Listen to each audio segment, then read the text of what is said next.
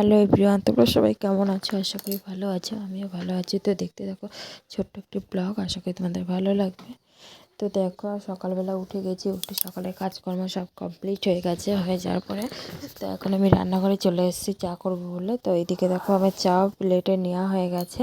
তো প্লেটে নিয়েছি, আর এইদিকে মামামের খাবার বসাচ্ছি, মানে গরম জলটা বসিয়েছি। আর মামামকে হচ্ছে একটা গ্লাসে তো আদা দেখলে ওইটা হচ্ছে মামামকে রস করে, আদার রস করে তারপরে হচ্ছে মধু দিয়ে খাওয়ানো হচ্ছে, কারণ ও প্রচণ্ড পরিমাণে ঠান্ডা লেগে গেছে, প্রচণ্ড কাশি ঠান্ডা, মানে মেয়ে আমার হচ্ছে দম ফেলতে পারছে না, এত ঠান্ডা লেগে গেছে। তো ননদ বললো যে আদা আর মধু দিয়ে খাইয়ে দিতে। তো বলে অনেকটা ঠান্ডা কমে। তো 2 দিন ধরে খাওয়াচ্ছি, দেখি কতটা কী হয়। আর এদিকে দেখো আমি ডাক্তারের কাছেও চলে এসেছিলাম, কারণ এত ঠান্ডা লেগেছে আমার। তো বাড়িতে বসে থাকলে হবে না, তাই জন্য আমি ডক্টরের কাছে গেছিলাম। আর এইদিকে দেখো ডাক্তার দেখিয়ে বাড়িতে যাচ্ছে। আর এদিকে দেখো আমি ডক্টরের কাছে গিয়েছিলাম। তবে বাড়ি যাওয়ার পথে একটু ভিডিও করলাম, কারণ মেয়েকে কোলে নিয়ে না একদমই ভিডিও করা যায় না।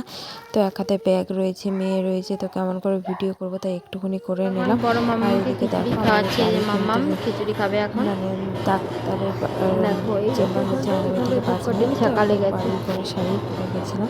আর এদিকে দেখো বাড়িতে এসে বড় মামাকে একটু খিচুড়ি খাইয়ে নিয়েছিলাম। আর বড় মামার নাকে তো দেখলে ওইখানে হচ্ছে কি ধূপকাঠি ছ্যাঁকা লেগেছে, তো তার জন্য পড়ে গেল, অনেকটা পুড়ে গেছে। মুখে তো দিয়ে দাও, মুখে দেখতেই দিয়ে পাচ্ছ। দাও। আর এদিকে দেখো ছোটো মামা নিজে খিচুড়ি খাচ্ছে। আমি খাইয়ে দেবো তাতেও খাবে না, কিন্তু নিজে হাতে ও খিচুড়ি খাবে।